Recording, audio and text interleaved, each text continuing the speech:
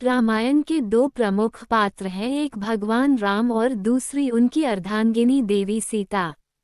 देवी सीता की महिमा ऐसी है कि राम से पहले देवी सीता का नाम लिया जाता है।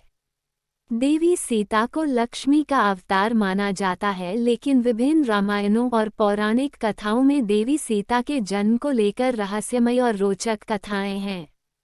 इसकी वजह ये है कि देवी सीता के माता पिता भले ही सुनैना और राजा जनक कहलाते हैं, लेकिन ये केवल इनके पालक माता पिता हैं। इनका जन्म भूमि से हुआ है, इसलिए इनके जन्म के संदर्भ में कई कथाएं मिलती हैं। इनमें सबसे प्रचलित कथा वाल्मीकि रामायण की है। नमस्कार दोस्तों, तो कैसे हैं आप सब। मैं आशा करती हूँ कि बहुत अच्छे होंगे। दोस्तों, कृपया आपसे निवेदन है कि इस वीडियो को ध्यान से और अंत तक जरूर देखें। तो चलिए इस वीडियो को शुरू करते हैं। महर्षि वाल्मीकि ने अपने रामायण में लिखा है कि मिथिला राज्य में अकाल पड़ गया। ऋषियों ने राजा जनक से यज्ञ का आयोजन करने के लिए कहा ताकि वर्षा हो।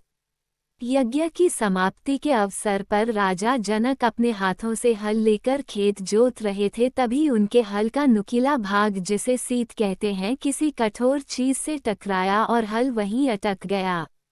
जब उस स्थान को खोदा गया तो एक कलश प्राप्त हुआ जिसमें एक सुंदर कन्या खेल रही थी। राजा जनक ने उस कन्या को कलश से निकाला और उस कन्या को अपनी पुत्री बनाकर अपने साथ ले गए। निसंतान सुनैना और जनक की संतान की इच्छा पूरी हुए। हल के सीत के टकराने से वो कलश मिला था जिससे सीता प्रकट हुई थी, इसलिए कन्या का नाम सीता रखा गया। देवी सीता से संबंधित एक अन्य कथा का उल्लेख अद्भुत रामायण में मिलता है। इस रामायण में लिखा है कि रावण ने कहा था कि जब उसके हृदय में अपनी पुत्री से विवाह की इच्छा उत्पन्न हो तो उसकी पुत्री ही उसकी मृत्यु का कारण बने। इस संदर्भ में कथा का विस्तार इस तरह मिलता है कि गृत्समद नाम के ऋषि देवी लक्ष्मी को पुत्री रूप में पाने के लिए हर दिन मंत्रोच्चार के साथ कुश के अग्रभाग से एक कलश में दूध की बूंदें डालते थे।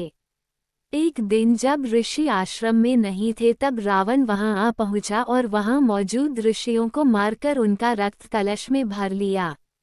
इस कलश को रावण महल में लाकर छुपा दिया। मंदोदरी उस कलश को लेकर बहुत उत्सुक थी कि आखिर उसमें है क्या। एक दिन जब रावण महल में नहीं था तब चुपके से मंदोदरी ने उस कलश को खोलकर देखा। मंदोदरी कलश को उठाकर सारा रक्त पी गई, जिससे वह गर्भवती हो गई।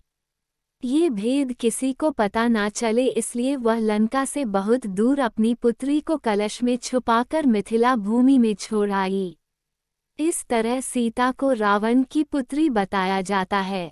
देवी सीता के जन्म की तीसरी कथा वेदवती नाम की एक ब्राह्मण कन्या से संबंधित है, जिसका उल्लेख ब्रह्मवैवर्त पुराण में मिलता है।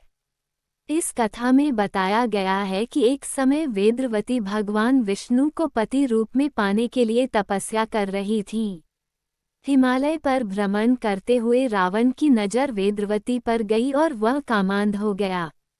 रावण ने वेदवती का हाथ पकड़ लिया और जबरन संबंध बनाना चाहा, लेकिन वेदवती ने रावण से खुद को छुड़ा लिया और पर्वत से खाई में कूद गईं। मरते मरते वेदवती ने रावण को शाप दिया कि वह फिर से जन्म लेकर उसकी मृत्यु का कारण बनेगी। दोस्तों, अगर आपको यह वीडियो अच्छी लगी हो तो इस वीडियो को लाइक करें और चैनल को सब्सक्राइब करें। कमेंट में जय श्री राम जरूर लिखें। धन्यवाद।